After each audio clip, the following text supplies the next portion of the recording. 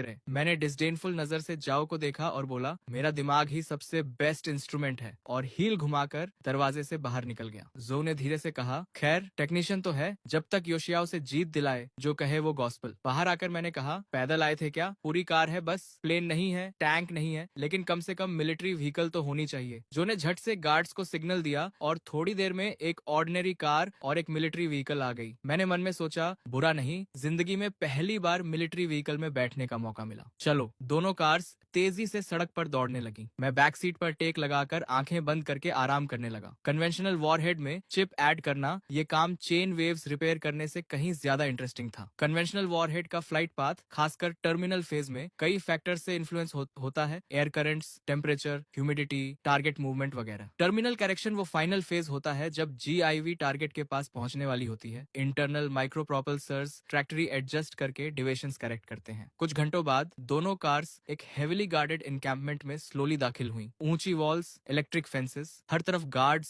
Heavily armed soldiers लगातार petrol कर रहे थे। अंदर घुसते ही एक टेरिबली ऑस्टियर एटमॉस्फेयर फील हुई। ये डेफिनेटली मिलिट्री कैंप था, कोई शक नहीं। माहौल सच में इम्पोजिंग था। जू ने कहा, मिस्टर चेन आ गए। मैं वॉन कैनवस बैग थामे कार से उतरा। बिल्डिंग के अंदर जाते ही मैं कंप्लीटली स्टनड रह गया। रिपेयर शॉप से तो रात दिन का फर्क था। एक ह्यूज हैंगर जैसी structure, open space, precision instrument से भरा हुआ, जिनके नाम भी मुझे नहीं पता थे, सब ऑपरेट हो रहे थे। अलग अलग यूनिफॉर्म्स में स्टाफ मेंबर्स अपने अपने पोस्ट पर बिजी थे, और मेरी एंट्री होते ही सबकी नजरें मुझ पर आ गईं। एक ने धीरे से कहा, वो जनरल जो है ना, पीछे वो यंग आदमी कौन है? दूसरे ने जवाब दिया, पता नहीं, कोई इंपॉर्टेंट नहीं लगता, किसी गांव से आया देहाती लग रहा है। तीसरे ने कहा, बकवास बंद करो, जनरल जो के साथ ऑर्डिनरी आदमी नहीं होता। जो ने आवाज लगाई, सब काम रोको, असेंबल करो। थोड़ी देर में दर्जनों मिलिट्री टेक्नीशियंस यूनिफॉर्म्स में लाइन में खड़े थे। जाओ ने कहा, इंट्रोडक्शन करवाता हूँ, ये जुदेंग है, 7वीं रिसर्च इंस्टीट्यूट के डायरेक्टर, और ये शेनवांजो हैं, एक रिपेयर शॉप के ओनर। सबने एक साथ मेरी तरफ देखा। चेहरों पर इनकॉम्प्रिहेंशन साफ था। एक रिपेयर शॉप का ओनर यहाँ क्या कर रहा है? जाओ ने जू से कहा, डायरेक्टर जू, इंट्रोडक्शन आप करवाइए। जू ने ब्रीफकेस से चिप निकाली। डियर कॉलीग्स, आज हम इसी चीज के लिए यहाँ हैं। सबने गर्दनें आगे की। ये क्या है? हाई टेक्नोलॉजी लग रही है। बूढ़े सोल्जर में एक आइस एरा आ गई थी, जो अचानक अनलैश हो गई। जो डर के मारे उछल पड़े। उन्हें लगा जाओ के ऑर्डर पर एट द कैंप मुझे बाहर खींचकर पीट देगा। मैंने बिना घबराए कहा, ऑनेस्ट लोग बॉडीगार्ड लेकर नहीं चलते। वैसे आर्मी में रैंक से मुझे कोई फर्क नहीं पड़ता, लेकिन ये मेरी जगह है। मेरे टेरिटरी पर ड्रैगन को भी झुकना पड़ता है और टाइगर को भी लेटना पड़ता है। पसंद नहीं तो दरवाजा खुला है। जू की आंखें फट गईं। चेन बॉस, इतना डायरेक्ट मत हो, ये जनरल हैं, चाहे तो तुम्हारी शॉप को ब्लास्ट फर्नेस में डाल दें। जाओ भी स्टंट थे। डिसबिलीफ और शॉक दोनों उनकी आंखों में दिखे। सालों में ड्रिल सार्जेंट की कुछ किक्स के बाद किसी ने उनसे इस तरह बात करने की हिम्मत नहीं की थी। जाओ के एड द कैंप से रहा नहीं गया। उसने मुट्ठी बांधी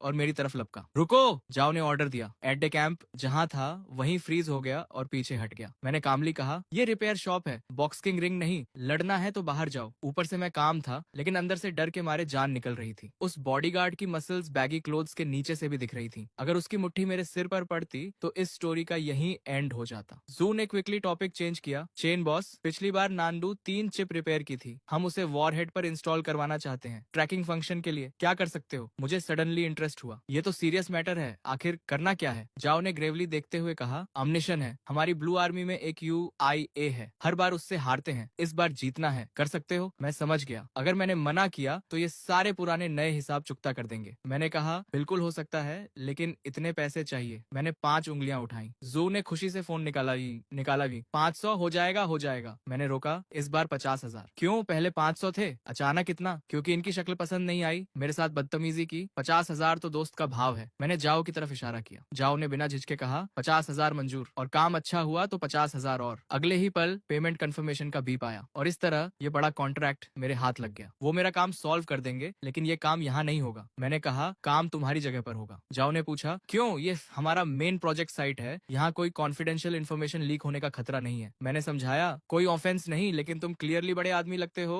सच में मुझसे नंदो 3 एक सिंगल बुलेट पर माउंट करवाओगे? उसके लिए कम से कम एक सॉलिड शेल चाहिए। वो चीज शहर के बीच में नहीं निकाल सकते। अगर वो कॉन्ट्रैप्शन यहाँ दिखी तो मैं फ्रंट पेज न्यूज बन जाऊंगा। जाओ एक बार फिर स्पीचलेस हो गए, लेकिन इस बार पूरी तरह कन्विंस्ड भी थे। उन्होंने चिप इंस्टॉल करने के बारे में सोचा था, लेकिन ये प्रॉब्लम उनके दिमाग में आई ही नहीं थी। ठीक है, कोई प्रॉब्लम नहीं, तुम दोनों यहीं रुको, मैं अपना सामान लेकर आता हूँ। ये कहकर मैं सीधे पीछे स्टोरेज रूम में चला गया। जू और जाओ दोनों स्टंट खड़े रहे। उन्हें लगा मैं कोई सूटकेस वगैरह लेकर आऊंगा, लेकिन मैं एक घिसा पिटा कैनवस बैग लेकर निकला। जाओ ने हैरानी से कहा, बस यही और इंस्ट्रूमेंट्स? इतने सारे इंस्ट्रूमेंट्स यहाँ हैं, उन्हें क्यों नहीं ले रहे? मैंने डिस्डेनफुल नजर से जाओ को कि ये क्या है, हाई टेक्नोलॉजी लग रही है, ऑर्डिनरी तो नहीं है, लेकिन काम क्या करती है? जू ने बताया, ये नंदो 3 सैटेलाइट नेविगेशन सिस्टम की चिप है। नंदो 3, वो रिसर्च प्रोजेक्ट तो बंद हो गया था, टेक्नोलॉजी नहीं थी, पैसे नहीं थे, टाइम नहीं था, ये वापस कैसे आई? बेस के सीनियर ऑफिसर ने चिप हाथ में लेकर क्लोजली देखा। सीमलेस मोनोकोक डिजाइन, ऐसी टेक्नोलॉजी पहले कभी नहीं देखी। सर्किट मटेरियल भी अनयूजुअल है, ऑर्डिनरी सिलिकॉन नहीं, कार्बन बेस्ड मटेरियल लग रहा है। प्रिसीजन देखो, कम से कम 3 नैनोमीटर से कम होगी। किस लैब से आई है, पूरा सीरियल नंबर है, और इस लेवल के इंटीग्रेशन के साथ कूलिंग का इंतजाम। जब रन करेगी तो हीट इनॉर्मस होगी। कुछ ही सेकंड्स में पूरी भीड़ चैटरिंग और एक्सक्लेमिंग करने लगी। जाओ ने सीन देखा, ये सब दूसरे रिसर्च इंस्टीट्यूट से पोच किए गए स्पेशलिस्ट थे, और इन सब ने एक नजर में समझ लिया था कि ये चिप कितनी फॉर्मिडेबल थी। जाओ ने पूछा, तो क्या सोचते हो सब? एक सीनियर ने बिटर स्माइल के साथ सिर हिलाया। सॉरी जनरल, हम इसे पूरी तरह समझ नहीं पाए। बस इतना कह सकते हैं कि ये ऑब्जेक्ट एक्सेप्शनल है, और जिस इंस्टीट्यूट ने बनाई वो भी उतनी ही एक्सेप्शनल होगी। बाकियों ने भी सिर हिलाया। चेहरों पर कंफ्यूजन और गहरा होता जा रहा था। जाओ का चेहरा डार्क हो गया। उन्हें लगता था यहाँ के लोग टॉप नॉच हैं, लेकिन इतनी छोटी चिप इनकी समझ से पूरी तरह बाहर थी। जाओ ने गहरी सांस लेकर मेरी तरफ मुड़कर कहा, मिस्टर चेन, इन्हें ब्रीफ इंट्रोडक्शन दे सकते हो? मैं तभी से डिस्क्रीटली इक्विपमेंट और सराउंडिंग्स ऑब्जर्व कर रहा था। रिपेयर शॉप से कंपेयर करें तो रात दिन का फर्क था, लेकिन इतना सोफिस्टिकेटेड सेटअप इन इनकॉम्पिटेंट्स के हाथ में, ये सच में रिडिकुलस था। मैंने एक छोटी कॉन्टेम्प्टस लाफ दी, आगे बढ़कर चिप उठाई और बोला, मुझे लगा था तुम नोटिस नहीं करोगे, लेकिन इतने क्लूलेस हो गए ये नहीं सोचा था। सबके माथे पर बल पड़ गए। एक ने कहा, यह है कौन? बच्चा है, यहाँ जो आता है कम से कम डॉक्टरेट होती है, ये तो यूनिवर्सिटी फिनिश भी नहीं किया लगता। क्या एरोगेंट टोन है, खुद ही घुट जाएगा। मैंने बिना परवाह किए कहा, इसे रिया नंबर 3 कहते हैं, ये तो जानते हो। इसकी सेंट्रल कंप्यूटिंग यूनिट 114 न्यूक्लियॉन्स की सीक्वेंस यूज करती है। तुम नहीं समझोगे, ये नॉर्मल है। किसी ने पूछा, 114 न्यूक्लियॉन्स की सीक्वेंस, ये क्या होती है? हम जानना चाहते हैं कि इस लेवल के इंटीग्रेशन के साथ ऑपरेशन के दौरान हीट डिसिपेशन कैसे मैनेज होती है। मैंने डिटैच्ड एयर के साथ चिप दिखाते हुए कहा, वो मैंने ऑलरेडी मॉडिफाई कर दिया है। टिंगसन परमाबाइट और thermally super conducting material use किया है। रियल वर्ल्ड कंडीशंस में स्टेबल डेली ऑपरेशन के लिए परफेक्टली अडेप्ट हो जाती है। चिप पर ये माइक्रो परफोरेशंस देख रहे हो, ये मिनिएचर थर्मो इलेक्ट्रिक जनरेशन के इनटेक पोर्ट्स हैं। कैलकुलेशन से जो थर्मल एनर्जी प्रोड्यूस होती है वो इलेक्ट्रिकल एनर्जी में कन्वर्ट हो जाती है, यानी सिस्टम पूरी तरह सेल्फ सफिशिएंट है। लेकिन वहां मौजूद कोई भी काम नहीं था।